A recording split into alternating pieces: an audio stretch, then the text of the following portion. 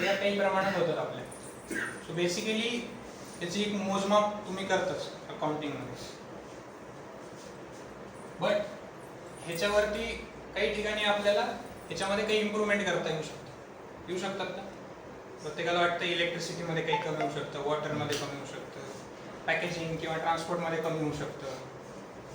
So अशा प्रत्येक गोष्टीचं काहीतरी आपण टार्गेट घेऊन त्याला कमी करू शकतो जर आपल्याला पाहिजे असेल.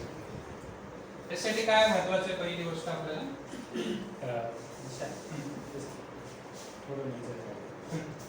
अभी सब लोग बता दो कि अपने घर में हम जो में कुछ खर्चे करते हैं, वो कौन से खर्चे हैं कि जो हम फिक्स करते ही हैं?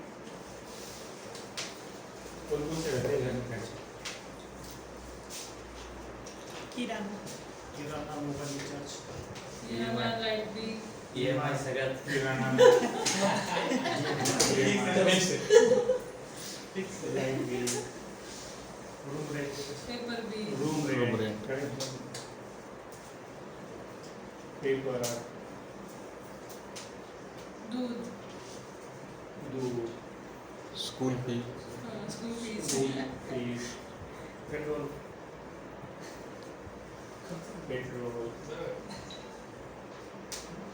असे बरेच खर्च असतात. हे काही झाले तरी खर्च फिक्स आहेत, बरोबर. आता एक साधारण सांगा, कुणी पण एक जण सांगा फक्त, किराणा नॉर्मली किती खर्च होतो? किती? म्हणून म्हणजे एक जण सांगा फक्त. डिपेंड करतो. मला खर्चच होत नाही.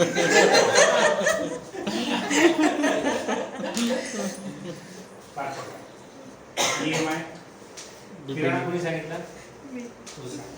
EMI 15 ते 20. 30,000. 15 ते 20 हजार. 15. तुझं सांग. Light bill 1000. रूम रेंट नाही. नाही. आणि पेपर नाही. न्यूजपेपर नाही. नाही. दूध 2 ते 3 हजार. 2,000. ठीक आहे. आता आपण काय करू की टोटल करू. 15 आणि 5 20, 1 21 22 आणि 23,000 रुपये. हे जे खर्च आहेत आपले, हे जे खर्च आहेत, हे खर्च कधी बदलतात का? कधी बदलतात नाही. त्याला म्हणायचं फिक्स एक्सपेन्सेस. Fix expenses. आता हे बदलत नाहीत आणि एवढे करायचेच असतात, म्हणून आपण याच्यासाठी काय करतो? प्रोव्हिजन काय करतो? प्रोव्हिजन करतो. किराणाची लिस्ट आउट असते. किराणाची लिस्ट आउट असते. कोणकोणते आयटम्स घ्यायचे, कोणते घ्यायचे. आपल्याला 23,000 रुपये लागणारच आहे. आपण काय करतो? साईडलाच करू. ते साईडलाच करू. साईडला. म्हणजे आपण एक साईडला काढतो. म्हणजेच काय करतो आपण? बजेटिंग. ठीक आहे. 23,000 आपल्याला दर महिन्याला लागणार आहे, म्हणून आपण याची प्रोव्हिजन करतो, म्हणजे बजेट करतो. आणि त्याच्याप्रमाणे जशी पगार येते आपण तेवढे पैसे बाजूला देतो. बाकीच्या पैशामध्ये जे करायचं ते. तर ही झाली सिस्टीम आपल्या घरची. याच सिस्टीमवर पूर्ण जग चालतं. पूर्ण जग चालतं. अजून सांगू शकते का आता घराव्यतिरिक्त अशी सिस्टीम कुठे असते?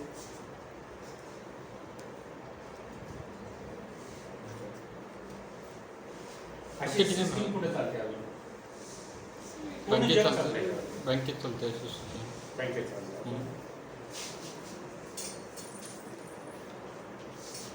तुम्हाला माहिती आहे का फेब्रुवारी एंडला काय होतं आपल्या देशामध्ये? बजेट. बजेटिंग तेच होतं. देश सुद्धा याच्यावरती चालतो. तिथं काय केलं जातं की पैसे किती खर्च करायचे, शिक्षणावरती किती करायचे, इंडस्ट्रीवरती किती करायचे, हे सगळं डिसाईड केलं जातं. म्हणजे हे आपले खर्च आहेत आणि आपल्याला ते पैसे कसे येणार आहेत ते मांडले जाते आणि त्याच्या नावाचे फिक्स केले जातात. तर देश सुद्धा याच बेसिसवरती चालतो. तिसरं, आपले मोठे कस्टमर बघा.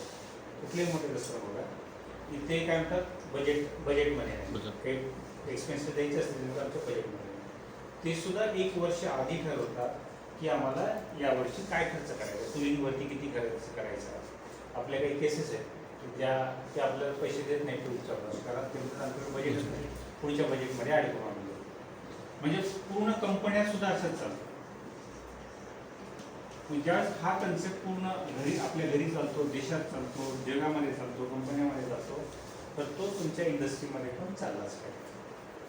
हा तो कन्सेप्ट आहे. म्हणून आपण आपल्या कंपनीमध्ये बजेट करणार आहोत सगळ्या गोष्टीचं आणि त्याच्याप्रमाणे खर्च करणार आहोत. म्हणजे त्याच्या प्रोविजन केल्या जातील, बजट बना लेंगे, उसके ऊपर उसका प्रोविजन करेंगे कि वो पैसे अपने पास है एंड उसके ऊपर आप खर्चा करेंगे. आज भी खर्चा कर रहे हैं क्या? करिए, जितना चाहिए कर रहे हैं, जितना रिक्वायर्ड उतना कर रहे हैं. लेकिन ये मेथड से उसको हम डिफाइन करेंगे कि टूल मेंटेनेंस के ऊपर हम 5,000 रुपये खर्चा करेंगे, या स्टेशनरी के ऊपर 1,500 रुपये खर्चा करेंगे, टेलीफोन के ऊपर 5,000 रुपये खर्चा हो जाएगा. ये सब खर्च हम डिफाइन करेंगे और इसके ऊपर वो जो बजट होगा उसका प्रोविजन करेंगे अकाउंट में एंड वो प्रोविजन के हिसाब से हमें खर्चे करना है. ठीक है. अभी क्या हो सकता है कि वो खर्चे हम कर रहे हैं तो कभी वो ज़्यादा हो सकते हैं, कभी कम हो सकते हैं, उसमें कोई दिक्कत नहीं. ज़्यादा हुआ तो ज़्यादा हुआ, कम हुआ तो कम हुआ. लेकिन हमारे सामने एक चीज़ आएगी कि ये हमारे लिए टेलीफोन के लिए 5,000 रुपये खर्चे और फाइनेंस डिपार्टमेंट को मालूम हो जाएगा कि हमें नेक्स्ट मंथ के लिए इतना पैसा चाहिए, तो डिफाइन होगा और उसके हिसाब से खर्च होना चाहिए. तो ये स्टैंडर्ड मेथड है, अपने कंपनी में नहीं है, बड़ी कंपनी में रहती है. हम इसको अभी चालू करेंगे. अभी ऐसा तो नहीं होगा कि एक दिन में सभी आइटम्स हम लेंगे और सभी करेंगे. तो टू स्टार्ट भी मैडम ने मुझे डिसाइड किया है कि 1-2 आइटम सिर्फ हम लेंगे जिसको हम बजट डिक्लेयर करेंगे और उसके हिसाब से खर्चे हो रहे हैं या नहीं हो रहे हैं देखेंगे. अगर ज़्यादा हो गया तो बता देंगे कि ऐसे ऐसा खर्चा ज़्यादा हो रहा है, आप नेक्स्ट मंथ में कंट्रोल करो. और कम हुआ तो बताएंगे कि शायद इसकी ज़रूरत है कि नहीं देख लो, या फिर बजट को कम कर सकते हैं क्या देते हैं, या किसी के पास कुछ आइडिया मिल जाता है कि उसको हमको चेक कम करना है या और कुछ इनोवेटिव आइडिया निकल सकता है. तो जैसे ट्रांसपोर्ट का है, ट्रांसपोर्ट का अगर हमने बोला कि नहीं हमको 50,000 से कम करना है तो कम कैसे करेंगे? तो 2 डिलीवरी क्लब कर सकते हैं, एक बार बड़ी क्वांटिटी डाल सकते हैं. ऐसी चीज़ें करके हम उसको बजट को कंट्रोल करते हैं. एंड ये मेथड से पूरी इंडस्ट्री, पूरा वर्ल्ड चल रहा है. अनफॉर्चुनेटली छोटे कंपनी में वो नहीं रहता है. इसके लिए वहाँ पे ज़्यादा रायते पहले रहते हैं. कभी पैसे नहीं रहता है, कभी मटेरियल नहीं रहता है, कभी कुछ. तो वो मेथड हम करेंगे. जस्ट इसका इंट्रोडक्शन है. धीरे धीरे धीरे सब चीज़ें आ जाएगी. इसको टाइम लगता है, धीरे धीरे हम उसको इम्प्लीमेंट करेंगे. ठीक है. तो ये बजटिंग सिस्टम है. एंड उसके ऊपर फिर कॉस्ट कंट्रोल. एक बार बजट डिक्लेयर होने के बाद उसको देखेंगे बराबर चल रहा है ठीक है, कुछ स्कोप है क्या उसको कम करने का, वो सोचेंगे. अगर ज़्यादा हो रहा है तो फिर उसको बढ़ाना पड़ेगा, इवैल्यूएट करना, बढ़ा देंगे. एंड एक रियलिस्टिक बजट निकालना कि इतना खर्चा रहता ही है और इतना करना है. ठीक है. इस पे आ जाएंगे धीरे धीरे आप सभी के पास वो सब चीज़ें. ओके, समझ में आ गया?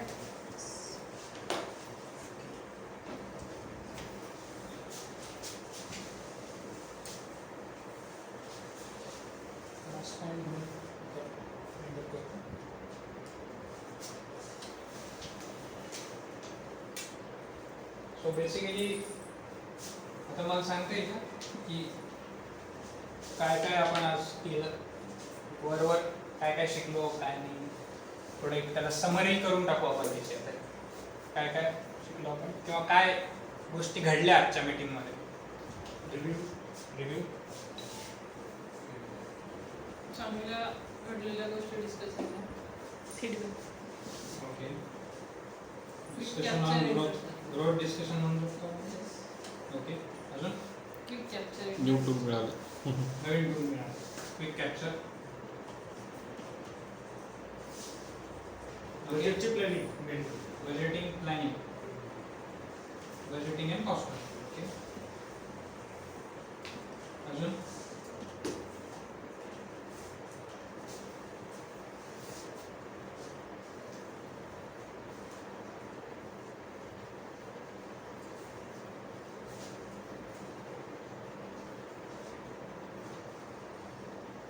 रिव्ह्यू करताना आपण काही काही नवीन नवीन कन्सेप्ट झाडू पोछा. Add okay.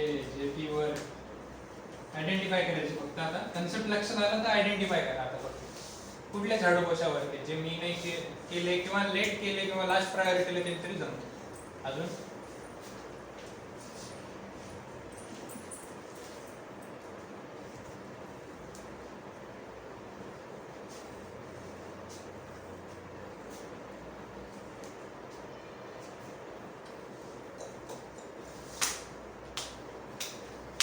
रायतावाला काही पॉईंट आहे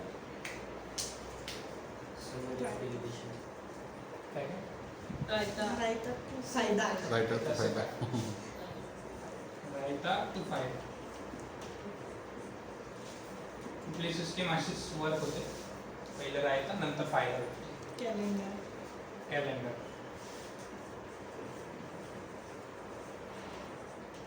अजून सगळ्यांनी एक एक तरी रिमाइंडर टाकतो ॲटलिस्ट पण ट्राय.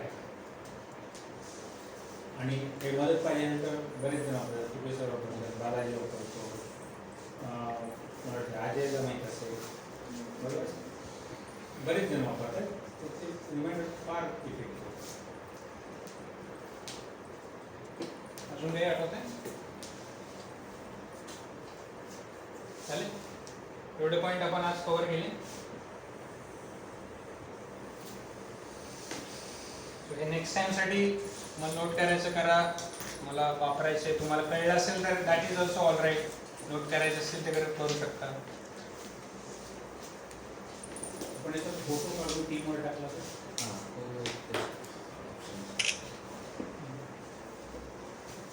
तो पण आणि एक चार्ट होता ग्रोथवाला.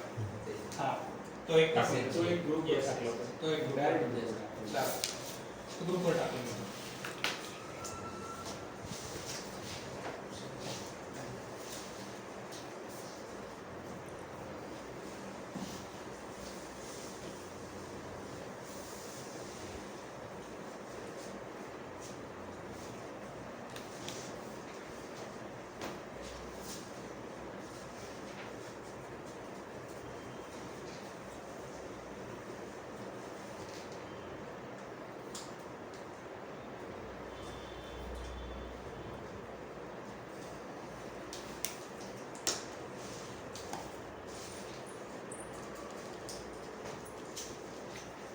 लिहिलं सगळ्यांनी.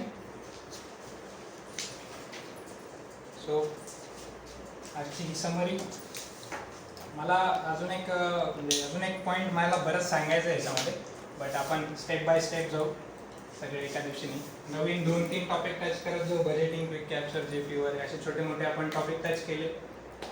आणि बाकी तर आपला रिव्ह्यू छान झाला, म्हणजे माझ्या एक्सपेक्टेशनपेक्षा खूप झाला, जास्त चांगलं. So great. आणि अजून एक मॅजिक बुक म्हणून एक छान बुक आहे फार.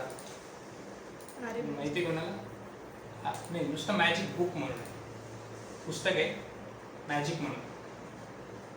कुणी ऐकलंय इसके बारे में सुन? सो ते पुस्तक खूप छान आहे. आपण ह्याला कसं इथं आपल्या ॲक्टिव्हिटीमध्ये आणायचं ते मी थोडं नेक्स्ट टाइम बघतो. कुणाला काही भेटलं त्याच्या रिलेटेड तुम्हाला बोला, फक्त काही तुम्हाला इन्फॉर्मेटिव्ह वाटलं, काही समरी ऐकली तुम्ही, काही ऐकलं तर आपण थोडं नेक्स्ट टॉपिकला टच करू. तुम्हाला रिकॉल होईल की आपण आत्ता काय करतोय ते, राईट? सो मला फक्त आता लास्टला आपण आता समाप्त करतोय. मला विचारायचं आहे की आता हे जे आपण शेअरिंग सेशन ठेवतोय, मैजिक बुक ना, मैजिक बुक आप एक बार पढ़ लो, अगर मिल सकता है क्या देखो, या क्या करना चाहिए वो देख लो. पढ़ने के बाद एंड वहाँ पे जो भी बोला है वो करने के बाद वो आदमी वो नहीं रहता है, वो दिखने में डिफरेंट होगा, बिहेवियर में डिफरेंट होगा, सब कुछ में डिफरेंट होगा. आणि त्याचा डिफरन्स दुसऱ्यापेक्षा स्वतःला लगेच सांगतो. तो बहुत पावरफुल मैजिक बुक है. एंड उसका इंग्लिश में भी है, तो भी वो सिंपल लैंग्वेज है. आणि हार्डली 3-4 पेजचं एक सब्जेक्ट, एक चॅप्टर असतो आणि दररोज एकच चॅप्टर वाचायचं, जास्त वाचायचं नाही. फार मस्त बुक आहे आणि प्रत्येकाने फॉलो करा. वहाँ पे तो हमको बोला गया कि आपको फोटो निकाल कर रखो, वो डिफरेंट दिखाई देगा. 30 दिन के बाद अलग आदमी दिखेगा आपको और खूब ज़्यादा पहचान होगी कि हम डिफरेंट हो. ह्याचा इफेक्ट मला जास्त ते तुम्ही जे व्हिडिओ बघायला लावले नितेश खत्री, हां. मी लॉ ऑफ अट्रॅक्शन पर्यंत पोहोचली आहे. Very good. नाही फायदा होतोय. Yes. आणि ते बाय डिफॉल्ट मला आवड झाली बघायला. मी आता कंटिन्यू मध्ये तेच व्हिडिओ बघतीये. Very good. एक महिना बघायचे Yes. कंटिन्यू एक महिना, दररोज एक महिना तरी चालेल, त्याचा इफेक्ट मस्त. रॉन्डा ब्रॅन म्हणून ऑथरचं नाव आहे. मितेश खत्री. नितेश खत्री म्हणून ते लॉ ऑफ अट्रॅक्शन वर बोलतात. तुम्ही law of attraction Nitesh Khatri टाकलं तर तुम्हाला व्हिडिओ भेटतील त्याचे. त्याच्यावर ते ओनो तो जास्त लॉंग तोच व्हिडिओ बघतीये. हो ना? हा हा. ओनो वाला. ओनो काहीतरी वेगळा येस मोठा बोलतो. ओनो पो काहीतरी ओनो आहे. काहीतरी समथिंग आहे. वेगळं टेक्निक आहे ते, हो पण त्याचे बरेच चांगले व्हिडिओ आहेत. म्हणजे जास्त सगळे short इंग्लिश मध्ये पण हिंदी मध्ये पण त्यांनी हिंदीमध्ये, केले. yes. हो केले. बेसिकली एक महिना बघायचे. येस यस एक महिना रोज मॅजिक बुक मधले एकच 3-3 पानाचा एक चॅप्टर आहे रोजचा, 3-4 पानं मॅक्सिमम. एक्सरसाइज केली आपलं, मितेश तुम्हाला हळूहळू स्वतःमध्ये बदल जाणवेल. तुम्ही करून बघा. नेक्स्ट वीकला आहेच परत आपण शेअरिंग घेऊ त्याच्यावरती. काही असेल थोडं कुठं हेल्प लागत असेल मी करतो तुम्हाला हेल्प. ओके चालेल. आणि फायनली मला एक विचारायचं आहे की आता हे आपण सेशन घेतोय, आपण जवळपास एक 4th-5वं सेशन आपलं चालू आहे. तर आता ह्याच्यामध्ये तुम्हाला काही काय वाटतंय तुम्हाला ह्याच्याबद्दल की हे बरोबर चालू आहे किंवा कशात ह्याच्यात इम्प्रूव्हमेंट व्हायला पाहिजे? जस्ट एक तुमचा फीडबॅक पाहिजे मला की हे जे आपण ऍक्टिव्हिटी घेतोय आता हे काही कंपल्सरी ऍक्टिव्हिटी नाही की हे करायलाच पाहिजे किंवा सांगितलं पाहिजे सगळ्या टीमला, बट हे आमचं कॉन्शियस चॉईस आहे व्हॉलंटरी की प्रत्येक टीम मेंबरला आपण जे पण भारी टूल्स शिकतोय ते आपल्या टीम मेंबरच्या हातात दिले पाहिजे, कारण की सगळे रॉकेट बनले पाहिजे. हे आमचं टार्गेट. बट तुम्हाला काय वाटतं त्याच्याबद्दल? हे आमचं इंटेन्शन झालं. तुम्हाला फायदा होतोय नाही होतोय फीडबॅक मला थोडे पाहिजे होते. 100% होतोय. एक्सप्लेनेशन आणि आता वीकली चालू केल्यामुळे हे थोडंसं कंटिन्युएशनमध्ये राहायला लागले, ते एक चांगलं व्हायचं. मीटिंग शेड्यूल केल्यामुळे. शेड्यूल केल्यामुळे थोडंसं कंटिन्युएशन त्या फ्लोमध्ये आहेत हे लक्षात येतं आपल्याला, येस करेक्ट. गॅप नाही राहत मध्ये. एकदा डोक्यात घुसला ना ते कुठे वापरायचं लक्षात येऊन जातं मग. ओके अजून रिव्ह्यू होतोय की काय घडलंय, कसं यूज मध्ये आणलंय, तर ते आता बरोबर लक्षात राहतं ते कोणी करेक्ट. की ते जरी विसरायचं रिव्ह्यू होते, शेअरिंग होती. शेअरिंग त्याच्यामुळे आणि प्रत्येकाला आठवतं हा मी पण हे केलेलं आहे बाबा. Correct. म्हणजे कुणाला इंटरव्ह्यू लावता येत नाही त्यावेळेस ते इंटरव्ह्यू नंतर कळते की नाही मी पण केलं होतं. ओके सो फायदा होतोय म्हणजे बेसिकली काही तुम्हाला इम्प्रूव्हमेंट वाटतं? इम्प्रूव्हमेंट किंवा आता फायदे तर आपण समजून घेतोच शेअरिंगमध्ये. ह्याला म्हणजे चालू ठेवायला पाहिजे का कसं करायचं तुम्ही सांगा.